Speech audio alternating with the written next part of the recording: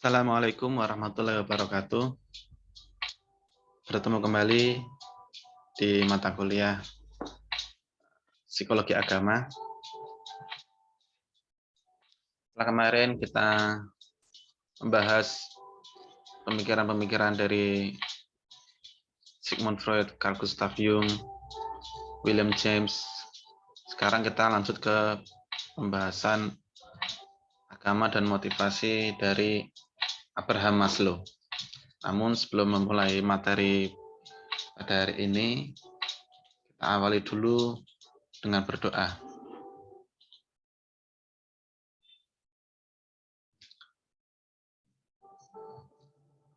Baik, Abraham Maslow ini adalah seorang tokoh dari Amerika yang dia itu terlahir dari keluarga yang toksik gitu ya. Orang tuanya itu pemabuk, penjudi dan sebagainya. Tapi beruntungnya Abraham Maslow ini tidak depresi karena itu. Justru malah itu membuat dia sibuk untuk menjadi kutu buku, suka membaca buku, rajin ke perpustakaan, dan akhirnya membuat dia menjadi pemikir yang hebat. Abraham Maslow juga dikenal sebagai tokoh psikologi humanistik yang memandang manusia itu tidak secara parsial, namun secara menyeluruh, secara holistik, yang mana itu menjadi kritikan terhadap pemikiran-pemikiran tokoh-tokoh sebelumnya, Sigmund Freud sampai William James. Baik, yang pertama tentang pandangan dasar humanisme. Yang pertama adalah holistik atau menyeluruh, komprehensif. Manusia itu tidak bisa dilihat dari satu aspek saja, tapi harus dilihat secara menyeluruh dari segala aspek untuk mendapatkan hasil yang benar-benar utuh. Seperti Sigmund Freud atau Carl Gustav Jung memandang manusia itu melakukan sesuatu karena dorongan alam bawah sadar, karena faktor masa lalu, atau William James yang mengatakan manusia itu melakukan sesuatu karena dorongan kekuatan spiritual gitu ya. Nah, di sini Abraham Maslow mengatakan ya manusia itu tidak bisa dilihat dari satu sisi masa lalunya saja, nggak bisa dari sisi spiritualnya saja, nggak bisa dari sisi sosialnya saja, nggak bisa, tapi harus semuanya diteliti dan semuanya itu saling memberikan pengaruh. Mungkin manusia ada dorongan alam bawah sadar, ada tekanan sosial, iya, tapi manusia tetap punya keputusan untuk melakukan apapun, dia punya keputusan. Dia bisa menentukan dia pengen apa. Itu yang holistik. Kemudian dinamis, bahwa manusia itu berubah-ubah ya, tidak statis. Kita di zaman dulu dengan di zaman sekarang pasti beda. Mungkin kalian masih ingat dulu cita-citanya waktu masih SD itu apa, sekarang cita-citanya apa, pasti banyak yang berbeda. Nah, itu berbeda karena sudah mengalami banyak pengalaman-pengalaman, pengetahuan-pengetahuan yang membuat kita menjadi lebih dewasa, lebih banyak akumulasi data dalam diri kita, sehingga kita memiliki pilihan yang lain, memiliki pilihan yang menurut kita lebih baik, seperti itu.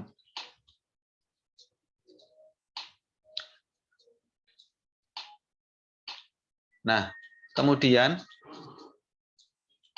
potensi bahwa manusia itu semua itu memiliki potensi. Kita memiliki potensi yang luar biasa. Seperti kalian mungkin pernah bilang bahwa mungkin pernah melihat temannya yang aktif, yang pandai, yang mengerjakan tugas tepat waktu. Kalian terus mengatakan, kalau cuma kayak gitu aku juga bisa. Nah, itu potensi di situ. Sebenarnya kita semua potensi. Kalau cuma rajin sholat di masjid aku juga bisa. Kalau cuma umlot aku juga bisa. Nah, kalau memang bisa ya buktikan. Jangan sampai kita mengatakan itu cuma sekedar pengakuan kosong saja. Kalau memang kamu bisa ya buktikan. Nah, karena kita memiliki potensi yang besar untuk mencapai apa yang kita inginkan. Kemudian positif, manusia itu umumnya itu ya menyukai hal-hal yang positif, menyukai hal-hal kebaikan. Tidak ada orang yang menyukai secara naluri itu menyukai keburukan, itu pada umumnya nggak ada.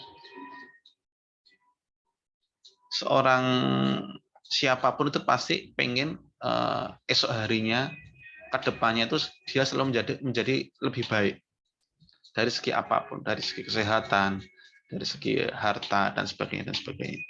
Mereka pun juga ingin diperlakukan dengan baik. Sejahat-jahatnya orang pasti pengen kalau dia berinteraksi dengan orang lain berinteraksi dengan baik dengan dia.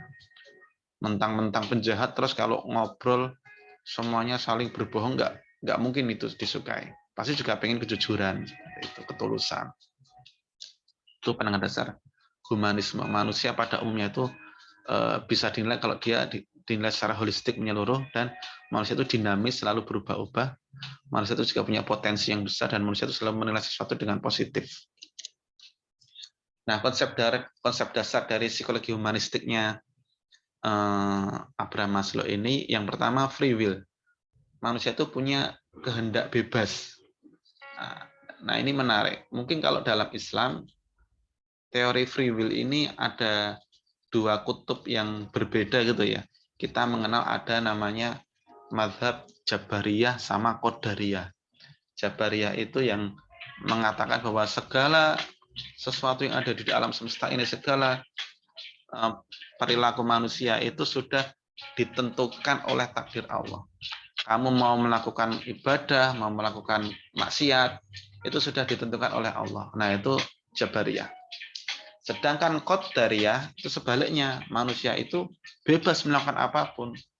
Apapun yang dilakukan manusia itu adalah urusan dia sendiri, tanggung jawab dia sendiri. Jadi seakan-akan Allah itu setelah menciptakan alam semesta dan sisinya, terus lepas tangan, biarkan berjalan sesuai polanya seperti itu. Nah, Abraham Maslow ini meyakini bahwa manusia itu ya memiliki free will, punya kebebasan itu, tidak ada dorongan-dorongan, paksaan-paksaan dari manapun gitu. Dia punya kebebasan. Seperti tadi pembahasan yang holistik tadi, bahwa manusia itu nggak bisa melakukan sesuatu karena dipengaruhi satu aspek, itu nggak bisa. Meskipun dia terpengaruh oleh satu aspek, dari aspek masa lalu misalnya, pun dia bisa memutuskan untuk melakukan itu atau tidak melakukan itu. Nah, gitu. Mungkin orang kalau ditanya, kamu kenapa masuk Islam? Karena dipaksa orang tua. Dipaksa orang tua kan mungkin sejak kecil ya. Kalau sekarang kan sudah dewasa, sudah punya pilihan tersendiri. Nah, itu free will-nya di situ. Kemudian self-image. Self-image itu citra diri atau konsep diri. Setiap orang itu punya konsep dirinya masing-masing. Saya ini apa sih? Saya ini apa namanya? Saya ini sosok yang dikenal sebagai apa sih, seperti itu. Mungkin misalnya kalian mengklaim bahwa saya ini adalah orang yang soleh gitu. Orang yang soleh, saya ini orang yang kupu-kupu, kuliah pulang gitu. Nah, self image ini akan berpengaruh pada self evaluation atau harga diri kita. Harga diri kita. Maksudnya gimana? Dari konsep diri tadi misalnya, saya ini orang yang soleh. Nah, nanti harga dirinya akan berpengaruh dengan, oh kalau orang soleh berarti nggak bisa diajak mabuk-mabukan, nggak bisa diajak narkoba dan sebagainya. Itu konsepnya seperti itu. Oh saya ini orang yang kupu-kupu, kuliah pulang. Berarti dia orang yang tidak mudah untuk diajak nongkrong habis kuliah, diajak ikut organisasi. Nah, itu kita menjadi punya value tersendiri yang itu menunjukkan harga diri kita di situ. Nah, kata Abraham Maslow, harga diri orang itu kalau terlalu tinggi, jual mahal itu tidak bagus, terlalu rendah jadinya murahan juga tidak bagus. Kalau orang terlalu jual mahal gitu, gayanya sok idih, sok nggak level gitu, nah itu nggak bagus juga. Tapi sebaliknya, orang yang terlalu murahan, dikit-dikit mau, diajak sholat ayo, diajak maksiat juga ayo, nah itu juga nggak bagus. Nah, kemudian self-actualization. Self-actualization ini adalah aktualisasi diri. Setiap orang itu pasti punya apa ya? keinginan untuk mengekspresikan, mengaktualisasikan diri dia tanpa dibebani kebutuhan-kebutuhan yang lain. Nah, nanti ini akan nyambung di teori motivasi atau hierarkinya Maslow di slide yang berikutnya. Jadi ada orang yang nggak bisa membedakan mana kebutuhan, mana keinginan. Kadang kita menyangka bahwa ini keinginan, padahal ternyata itu adalah kebutuhan. Kamu misalnya mau makan apa? Saya mau makan nasi goreng. Itu keinginan apa kebutuhan? Mungkin orang mengatakan keinginan karena pengen nasi goreng. Kan nggak harus nasi goreng, bisa nasi yang lain. Padahal itu adalah kebutuhan. Karena kalau kamu nggak makan, ya nanti kamu bisa sakit, bisa meninggal, dan sebagainya. Oh, saya pengen baju yang baru. Itu masih kebutuhan, bisa kebutuhan fisiologis, bisa juga kebutuhan self-esteem nanti. Belum sampai pada keinginan. Nah, keinginan itu apa? Keinginan itu ketika kalian sudah selesai dengan semua kebutuhan-kebutuhan kalian, kemudian kalian bisa mengaktualisasikan diri kalian dengan self-actualization. Nah, nanti lebih jelasnya ada di slide hierarki Maslow. Kemudian frame of reference, yaitu bahasa mudanya seperti empati. Jadi empati itu merasakan apa yang dirasakan oleh orang lain. Kita kalau misalnya mau menyakiti orang lain, kita harus berpikir, kalau saya yang disakiti seperti itu, gimana ya? Pasti saya sedih, saya nggak suka. Ya sudah, kalau nggak mau disakiti, ya jangan menyakiti. Sebaliknya juga, kalau kamu pengen dihormati, ya hormati orang lain. Kalau kamu pengen disayangi, ya menyayangilah. Kalau kamu pengen orang-orang husnuzon sama kamu, ya kamu husnuzon sama orang lain, dan sebagainya, dan sebagainya. Itu frame of reference. Orang pada dasarnya itu kalau pengen diperlakukan seperti itu, ya perlakukan orang lain dengan yang sama. Nah, asumsi dasar manusia itu banyak berputar-putar pada 3 hal ini: need, kebutuhan; drive, dorongan atau motivasi; kemudian goal atau tujuan atau cita-cita. Setiap manusia yang punya kebutuhan itu akan mendapatkan motivasi untuk mendapatkan tujuannya. Tapi setelah tujuan tercapai, apakah itu selesai? Tidak. Nanti akan lanjut ke kebutuhan-kebutuhan yang lain. Tidak ada habisnya manusia. Misalnya kalian kuliah di sini tujuannya kan pasti pengen lulus, pengen wisuda. Kalau sudah wisuda terus apa? Apakah sudah selesai? Sudah berhenti di goal? Tidak. Muncul need yang baru. Need-nya apa? Pengen cari kerja. Kemudian kalian semangat mencari kerja, sudah dapat kerja, apakah sudah selesai? Tidak. Kalian pengen menikah. Menikah sudah cukup? Tidak. Pengen punya anak. Apalagi pengen naik gaji, pengen beli rumah, pengen beli mobil. Pokoknya setelah selesai pada satu capaian tertentu, kalian akan lanjut ke capaian berikutnya. Saya sudah mendapatkan ini, saya pengen apa lagi ya, pengen apa lagi ya, itu dan seterusnya. Itu muter di situ terus. Punya gaji 3 juta, apakah cukup? Awal-awal mungkin cukup, lama-lama merasa tidak cukup karena gaya hidupnya makin naik. Akhirnya pengen gajinya naik, pindah kerja dan seterusnya dan seterusnya. Punya rumah 1, awal-awal cukup, lama-lama mikir, wah nanti anakku punya rumah di mana ya? Punya rumah enggak ya? Tak bikinin aja rumah deket sampingku gitu. Punya mobil 1, awal-awal cukup, lama-lama mobil 1 nanti kalau rusak pakai mobil yang mana? Beli 2 buat cadangan. Dan seterusnya dan seterusnya. Nah, ini teori inti dari Abraham Maslow, yaitu hierarki Maslow, bisa juga disebut piramida Maslow atau teori motivasi Maslow dan sebagainya, itu sama. Jadi pada intinya manusia itu termotivasi melakukan sesuatu karena ada 5 dorongan ini. Yang pertama adalah physiological needs atau kebutuhan fisik gitu ya. Manusia itu butuh makan, butuh minum, butuh bernafas, butuh tidur, butuh berpakaian, butuh rumah dan sebagainya. Orang tidak akan lanjut mikir sesuatu yang muluk-muluk kalau dia itu belum terpenuhi kebutuhan dasarnya, itu makan dan minum. Kalian kalau misalnya lagi kuliah tapi ngantuk, itu ilmunya susah masuk. Karena apa? Kebutuhan yang kalian butuhkan saat itu lebih urgent tidur daripada mendapatkan ilmu pengetahuan. Kalau ilmu pengetahuan kalau kuliah bisa nanti-nanti, bisa belajar mandiri, tapi kalau tidur ya harus sekarang, nah, misalnya seperti itu. Jadi orang kebutuhan dasarnya ini belum terpenuhi, belum bisa lanjut ke kebutuhan-kebutuhan yang atasnya. Tapi kalau kebutuhan yang awal ini, yang makan, minum, bernafas, sudah terpenuhi, dia butuh yang lain, yaitu safety needs, rasa aman. Nah, orang butuh rasa aman, bebas dari ancaman, bebas dari ketakutan, bebas dari rasa cemas, khawatir, dan seterusnya. Kalian kalau sebelum tidur pasti nutup pintu, nutup jendela, kadang ya dikunci dan sebagainya. Kenapa seperti itu? Karena supaya kalian tidurnya nyaman, nyenyak, dan tidak khawatir nanti ada tamu nggak diundang, ada maling dan sebagainya. Nah, itu karena kalian butuh rasa aman itu. Dengan rasa aman itu karena sudah terbebas dari kekhawatiran, ketakutan, dan sebagainya. Kemudian love and belonging, yaitu rasa cinta, kasih sayang, rasa memiliki, bisa dalam bentuk pertemanan, pacaran, pernikahan, atau dari keluarga juga bisa.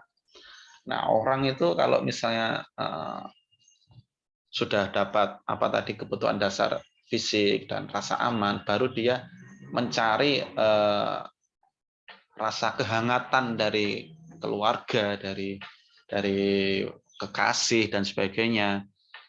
Yang mana ini kalau dia sudah terpenuhi itu, baru dia lanjut ke kebutuhan yang berikutnya, yaitu self esteem, atau butuh rasa pengakuan, dihargai, penghormatan, status, dan sebagainya, dan sebagainya. Kalian mungkin punya angan-angan, aku pengen jadi wisudawan terbaik misalnya, atau aku pengen jadi mahasiswa yang aktivis, pengen jadi mahasiswa yang santri, dan sebagainya, dan sebagainya. Pengakuan-pengakuan seperti itu kan nggak akan bisa kalau kalian masih dalam keadaan lapar.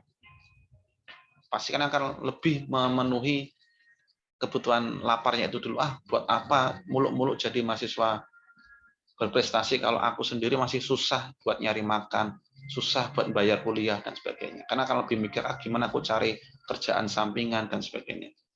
Rasa aman juga sama. Mungkin makan minum sudah tercukupi, tidur sudah cukup, tapi kalian merasa nggak aman, merasa terancam, merasa punya musuh, merasa ada yang nggak suka sama kalian. Nah itu kalian kemana-mana pasti nggak nyaman juga. Ketemu orangnya itu jadi nggak nyaman, jadi sungkan, jadi ricuh, dan sebagainya.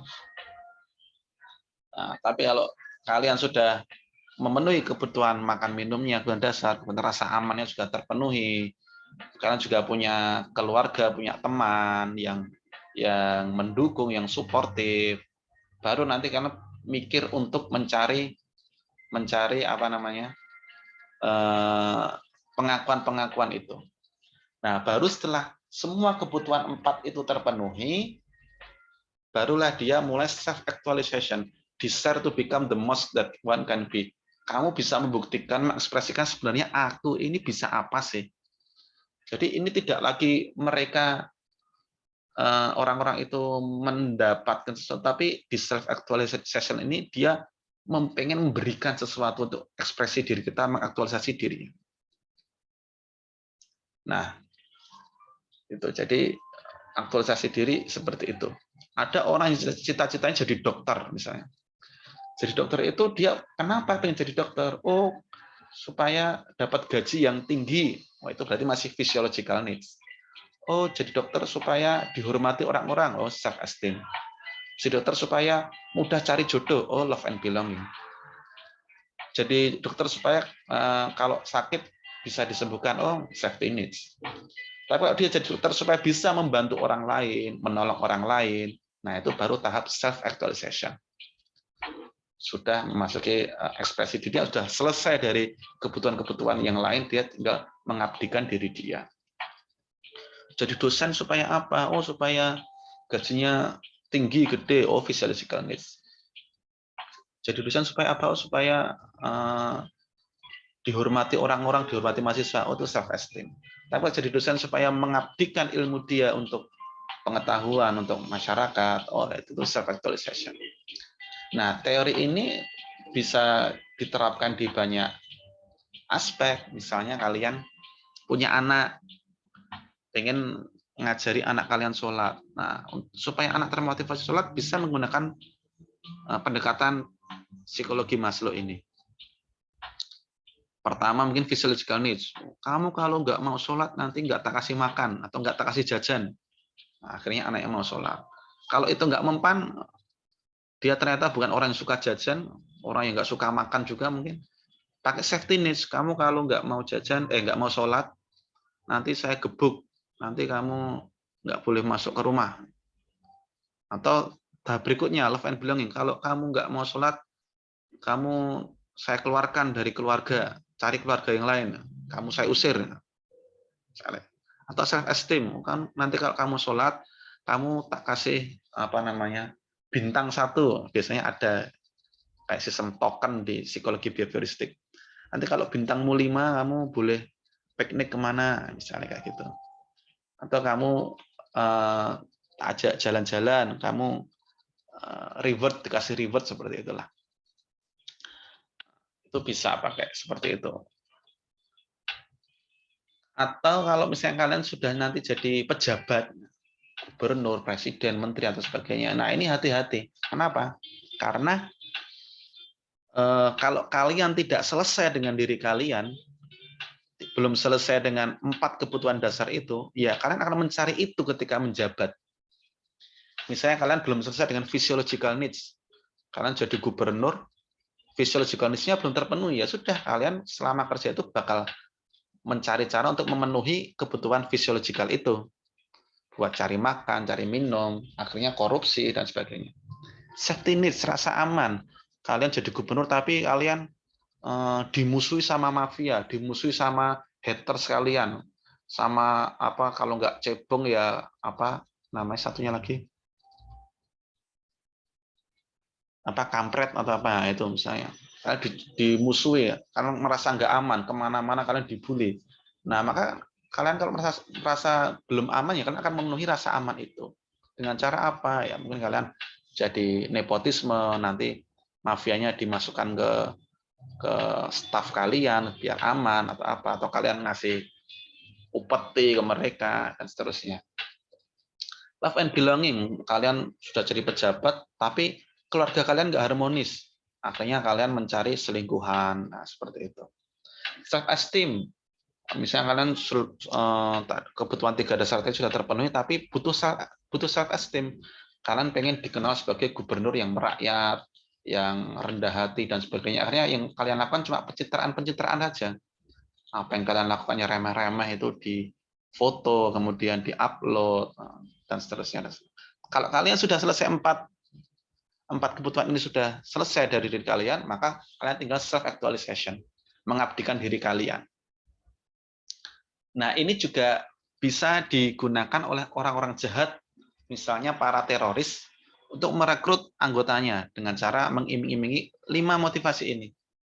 Physiological needs, misalnya ada orang yang nggak punya pekerjaan, nggak punya rumah, diiming-imingi, kalau kamu mau ikut kelompok saya, nanti saya kasih tempat tinggal, saya kasih gaji, bisa makan, minum, dan seterusnya. Pasti tertarik. Atau safety needs, nanti kalau kamu ikut kelompok kami, kamu bakal kami lindungi, kamu bakal punya teman atau kelompok yang bisa menemani kamu kemanapun. Love and belonging, kamu kalau ikut kelompok saya nanti saya nikahkan sama ini. Self esteem, kamu kalau ikut kelompok kami nanti kamu akan menjadi mujahid fisabilillah.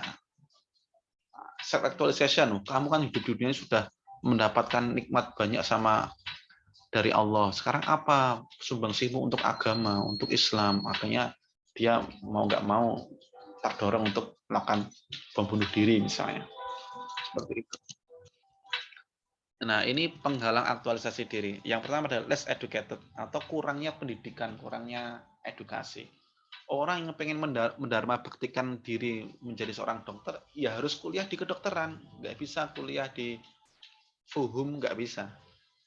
Nah, ada orang yang dia punya potensi itu, tapi karena tidak mendapat pendidikan yang layak, potensinya akhirnya terkubur. Nah, ini menjadi penghalang aktualisasi diri. Ada orang yang misalnya berbakat jadi ulama gitu ya, tapi karena keadaan ekonomi mungkin dia harus bekerja, akhirnya gagal. Misalnya. Kemudian overprotection. Overprotection bisa ya kita mau tidak mau mengakui bahwa keluarga itu kadang menjadi penghalang kita mencapai aktualisasi diri kita. Ada keluarga yang itu terlalu overprotective dan ada juga yang overpermissive. Overprotective itu yang dikit-dikit nggak boleh. Orang tua yang strict parents gitu ya. Pak, Bu, saya pengen sepak bola. Nggak usah, nanti sakit, nanti kamu jatuh. Pak, Bu, aku pengen main gitar. Jangan, main gitar itu cuma buang-buang waktu. Pak, Bu, aku pengen pengen kuliah di seni. Jangan, kamu nanti kerja mau jadi apa nanti. Nah, seperti itu jadi overprotective. Orang anak-anak jadi susah menggapai atau mengembangkan potensinya. Atau yang overpermissive itu yang dikit-dikit boleh. Anaknya bisa minta, Pak, Bu, minta motor dikasih. Pak, Bu, mau nginep di rumah teman, boleh dikasih. Pak, Bu, mau jajan ini dikasih. Pak, mau ini, mau itu dikasih semua, boleh semua. Nah, itu juga nggak bagus. Nah, bagusnya itu adalah orang tua itu memahami potensi anaknya itu apa, kemudian diarahkan ke jalur yang bisa memaksimalkan potensi itu. Jadi orang tua tuh nggak boleh menutup mata dengan potensi anak gitu. Kadang orang tua tuh umumnya wah mentang-mentang orang tuanya gagal jadi dokter, pengen anaknya jadi dokter gitu. Mentang-mentang orang tuanya gagal jadi hafid Quran, pengen anaknya jadi hafid Quran. Kita banyak melihat seperti itu. Padahal mungkin potensi anak bukan di situ. Lionel Messi itu bakatnya, potensinya itu sepak bola. Sejak kecil dia sudah terdeteksi punya bakat sepak bola. Meskipun dia diagnosis punya penyakit apa itu saya lupa, tapi dia tidak berhenti untuk berjuang di jalur olahraga, di jalur sepak bola, akhirnya menjadi pemain sepak bola terbaik sepanjang masa. Nah, kemudian penghalang aktualisasi diri adalah Yonah kompleks. Yonah kompleks ini, Yonah itu adalah kalau di Islam itu Nabi Yunus. Kalau di Bible itu namanya Jonah.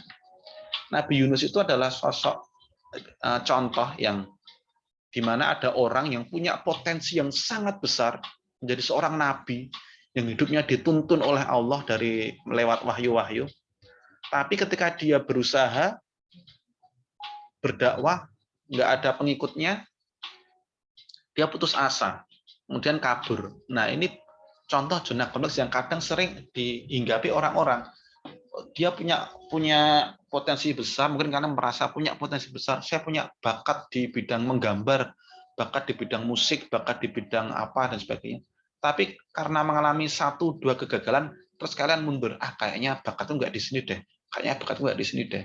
Nah, itu adalah zona kompleks. Kalian langsung menjadi putus asa, langsung kabur dari pemaksimalan potensi kalian itu. Itu yang membuat kita potensinya menjadi terhalang. Nah, kemudian peak experience atau pengalaman puncak. Jadi self actualization diri tadi disebut juga peak experience, itu hampir mirip dengan teori pengalaman religinya William James. Nah, jadi orang ketika sudah berada di puncak hierarki tadi, dia akan merasakan peak experience, pengalaman puncak yang itu pembahasannya kayak William James kemarin, itu akan bisa memberikan dia makna yang lebih mendalam, memiliki ketenangan, kedamaian, dan sebagainya. Nah, mungkin itu yang bisa disampaikan. Semoga bermanfaat dan barokah. Assalamualaikum warahmatullahi wabarakatuh.